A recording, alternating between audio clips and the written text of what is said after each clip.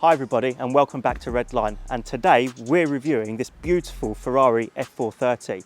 Now this is going to be the first episode in a new series that we're going to be making called sub £100,000 Supercars, and what a beautiful car to start with. So let's get out on the road and see what this lovely Ferrari is like to drive. I remember when these first came out, I was just a teenager, and I remember seeing them on the TV and going, oh wow, what a beautiful looking car this is. And I must say, this really, for me, when they first came out, right, they received a little bit of hate for some reason. People didn't go, oh, it's not the prettiest Ferrari ever made. And I remember thinking, well, what the hell are they on about? Because, well, I've always liked the look of this car, and I think with age, this car has just gotten better and better and better. Yeah, it stood the test of time, this design. It's absolutely beautiful. So we've established that this is a very beautiful car, in my opinion anyway, but is it as beautiful to drive as it is to look at? Well, bit of a confession, this is my first time in a Ferrari F430, and I must say also it is my first time using one of these early F1 gearboxes. It's a single clutch, and you have to treat it a bit like a manual. So you have to lift off the accelerator when you want to change up. And of course, down changes are, well, let's just say they're not as sharp as these modern double clutch gearboxes, but they're still very good. And like many modern Ferraris, we've got the famous Manettino with all the driving modes on it. So at the moment, your default setting is Sport, but there's also one for icy weather. Why would you get this out in icy weather? I have no idea. There's one for wet. You've got Sport, Race, and then CT off. So we're in Sport at the moment. Let's put it into Race. Listen to that V8 sing.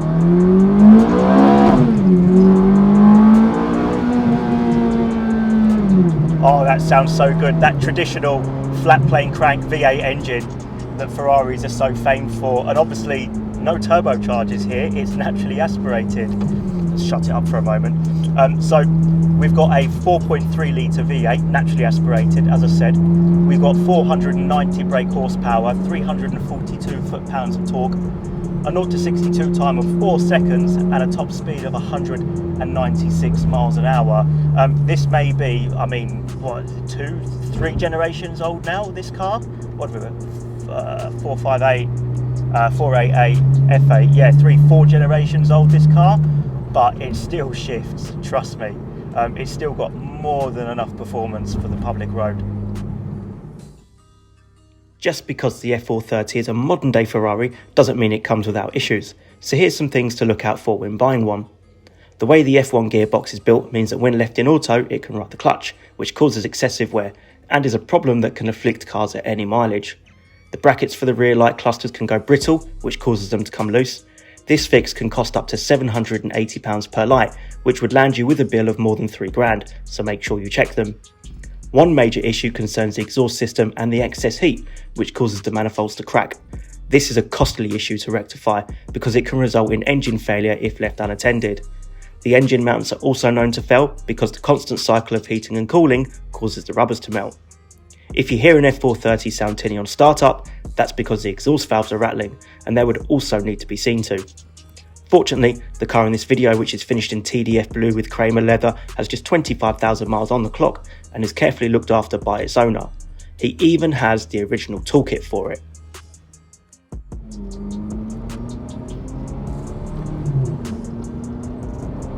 So how does this F430 handle when you show it some corners? Well, very well indeed.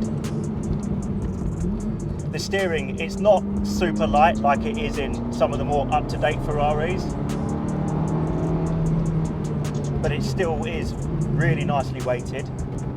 The nose goes where you want it to, and there's a bit of lean through the corners. It's certainly not as rigid as the more modern cars, but it's still a huge amount of fun. Dynamically, it's excellent. I remember when this car first came out, this thing just had huge amounts of praise heaped on it for how it handled and how it performed, and you still feel that in the car today in 2022.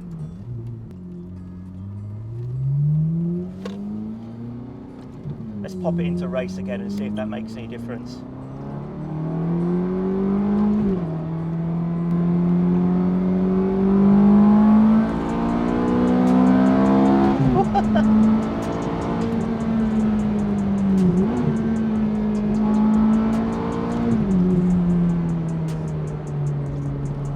We're on a nice smooth piece of road now, and it flows beautifully. And you know what, it may only have 348 foot-pounds of torque, but because it's naturally aspirated, you get that instant throttle response, and it just feels really alive. This is a far more visceral experience than, say, a 488 or an F8, even though it doesn't have a manual gearbox. Interestingly, correct me if I'm wrong, but I heard that only 17% of Ferrari F430s which were sold came with manual gearboxes. The rest came with this F1 paddle shift system. And it's slightly nuanced, this gearbox, but you know what? I don't not like it. I think for the age and for the technology, it still performs quite well. In race mode, it just picks up and goes. And I mean, the throttle response in these modern turbocharged Ferraris is excellent, okay? And the power delivery is excellent, but it's nothing like this. It's really linear all the way up to the rev limiter at 8.5. It sounds absolutely glorious. Oh yeah, I'll tell you what, this is an absolute steal for the money. So let's talk about price a little bit. So you can pick up one of these for as little as £65,000 now, although it would have done like 40-odd thousand miles and it probably would be getting a little bit ropey. If you want a good one, you can spend 100 grand quite easily, but you know, that's a £35,000 gap for you to work between. Looking on Auto Trader, there's quite a lot around the 75,000 region at the moment. Sort of 80, 85, 90 will get you a really, really good car. For sub £100,000, what a huge amount of car. Amazing performance, it sounds great, it looks beautiful. Okay, the gearbox is a bit old now, but you can't have your cake and eat it. Yeah guys, get yourself one of these, this is a huge amount of fun.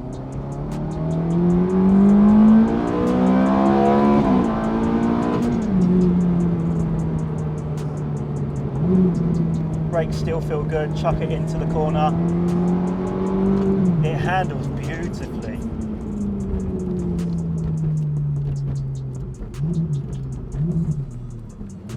I'll tell you what, just returning to this gearbox, I'm liking it more and more the more that I use it, because you kind of have to work with the gearbox a little bit to get the best from it. And from a driving perspective, that's what you want, right? You don't want it to be easy.